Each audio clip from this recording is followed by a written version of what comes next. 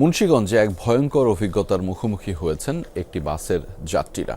দুর্ঘটনায় বাসটির ছাদ উড়ে গেলেও বেপরোয়া চালক অন্তত ৫ কিলোমিটার গাড়িটিকে যেভাবেই চালিয়ে নিয়ে যান। জনরোষের মুখে এক পর্যায়ে বাস থামিয়ে পালিয়ে যায় চালক। এই ঘটনায় আহত হয়েছেন ৫ যাত্রী।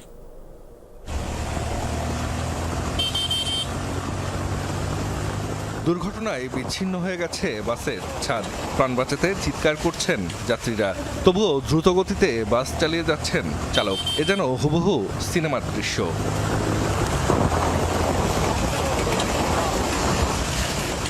বৃহস্পতিবার রাতে ভয়াবহ এই পরিস্থিতির মুখোমুখি হন রাজধানী থেকে বরিশালগামী একটি বাসের যাত্রীরা। ভাগ্যক্রমে প্রাণে বেঁচে গেছেন সবাই।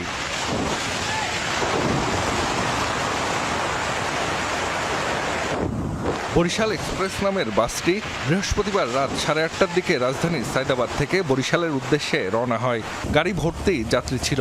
তারা জানান, যাত্রা শুরুর ঘণ্টাখানেক পর মুন্সিগঞ্জের শ্রীনগরে ঢাকা মাওয়া এক্সপ্রেসওয়েতে প্রথমে একটি মাইক্রোবাসের সাথে ধাক্কা লাগে বাসটির। এর কিছুক্ষণ পরেই একটি কাভার্ড ভ্যানের সাথে সংঘর্ষে বাসটির ছাদ উড়ে যায়।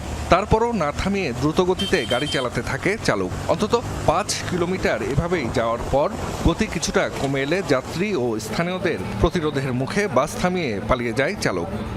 আমার আল্লাহ বাঁচাইছে আমাদের।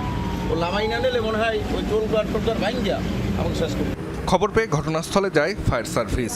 আহত কয়েকজনকে নেওয়া হয় হাসপাতালে। কামারখোলা রেলওয়ে ব্রিজের উপরের থেকে একটি বাসের ছাদ ভেঙে পড়েছে। সেই ছাদটি ভেঙে পড়তে পড়তে সমস্পুর যাত্রী ছাদের কাছে এসে ছাদটি ভেঙে পড়ে এবং সেই বাসটি ওজন স্টেশন মাওয়া ওজন স্টেশনের কাছে হাইওয়ে পুলিশ আটক করে। তবে এই ঘটনায় ছাদটাই শুধু ভেঙে পড়েছে, এরকম খুব বড় ধরনের কোনো কেউ আহত বা নিহত হয় নাই। আমরা দ্রুত রেসপন্স করে এই কাজটা আমরা দ্রুত উদ্ধার করতে সক্ষম হয়েছি। দুর্ঘটনার পর বাসটি জব্দ করেছে পুলিশ।